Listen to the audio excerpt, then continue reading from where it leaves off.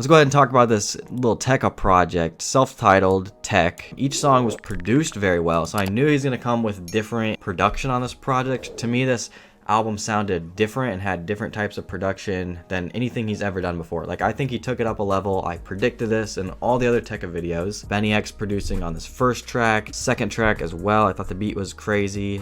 Even the chill melodic beats on like Gist, and there was a couple other ones on this project were also just, you know, they're solid. 500 Pounds and Dead or Alive had those like keyboards or synths, and I know Taz Taylor and like Rio worked on them. They did a great job. I think Tecca was in his bag on majority of these songs. Real Discussions was a cool guitar type beat. I'm actually surprised he didn't do that more. That was another like Virgo World kind of sounding song. He got lyrical at times and talked his shit. I thought like the lyricism was never bad at any point. It just kind of fits the song. I mean, I don't listen for Tecca's like really deep lyricism, but he talked about what he usually talks about. I felt like he talked about himself more. Maybe that's because it's his self-titled project, but like he had good bars in there, good one-liners. Like, you know, he did exactly what he needed to performance-wise on this project, but it was just kind of, I drifted off a little bit. Maybe the middle wasn't as strong. I thought the last 3 tracks, the last leg of the album was beautiful, as well as the opening run that we had. So he saved a banger till the end, Monday to Sunday. I like that he did that.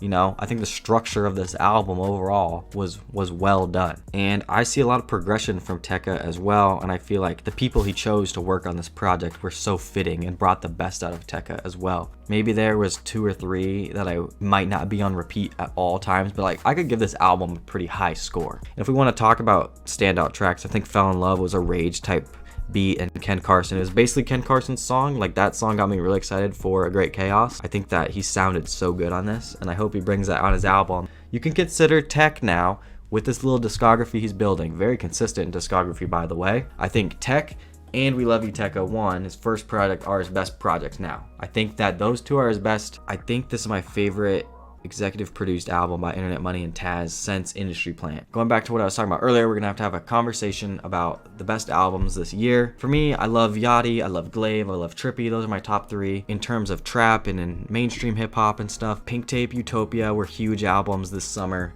You gotta put TEC in this conversation. You had Gunna, Thug, Yeet, all mainstream albums that are also good.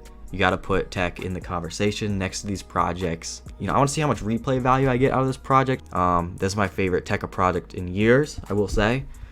This is big for him. I see such progression on this project. I don't want to, you know, sound, you know, too crazy and praise and everyone call me a dick writer. I don't care. But like, I don't have too many negatives to say about Tecca's album tonight. He just has a great rap career. Like, some rappers fall off, and he dresses well, some of the best in the rap game. He's young and killing it. He just turned 21. So he just has a good rollout every time by just dropping good singles.